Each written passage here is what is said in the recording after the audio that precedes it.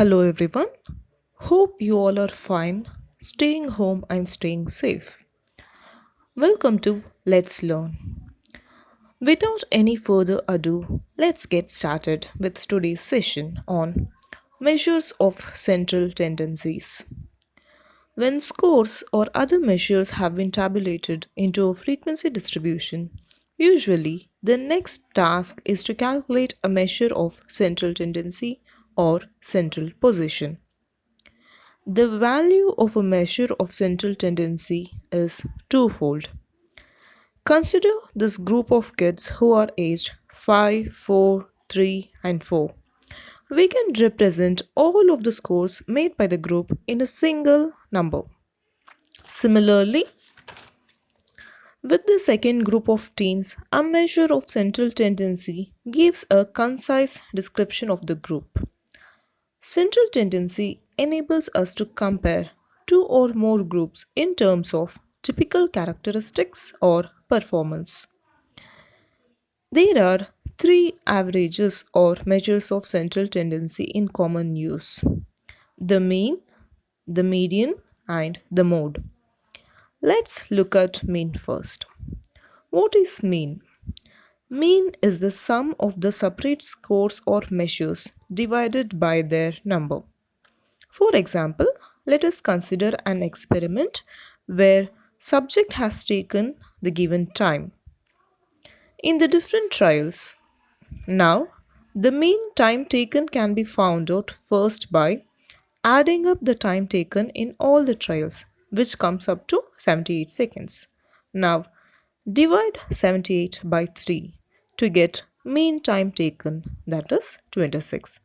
Here, the number 3 represents the total number of trials. Therefore, the formula for calculating mean of ungrouped data is sigma x by n. Method of calculating mean for a grouped data. As you can see, data is represented in the form of frequency distribution table, where x represents individual scores and f tells us number of times the score is repeated in the data set.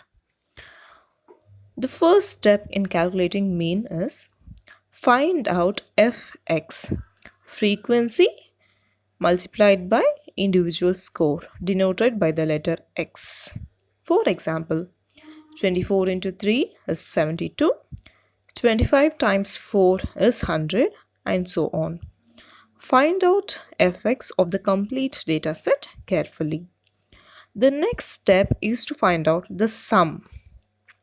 We have got total of f is equal to 30, which is nothing but n, the total number of scores, and summation of fx is 1087, referred to as sigma fx.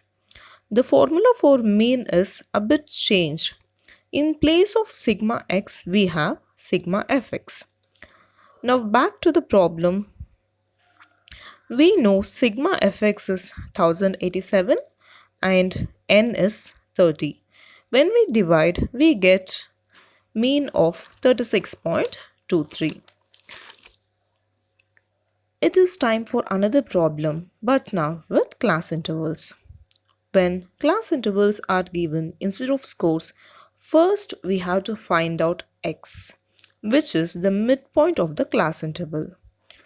For instance, midpoint of 141 and 145 is 143. Midpoint of 146 and 150 is 148. Go on in the same way till the end. Then, using the regular method, find out fx. Then, let's find out total of f, which is 20, total of fx, which is 3180. Recall the formula. Mean is equal to sigma fx divided by n. 3180 is our sigma fx and sum of f 20, that is our n. Substitute values in the formula. Mean is equal to 3180 divided by 20. Mean is equal to 159. Thank you for watching. Hope the video was helpful. In the next session, we shall discuss median and mode.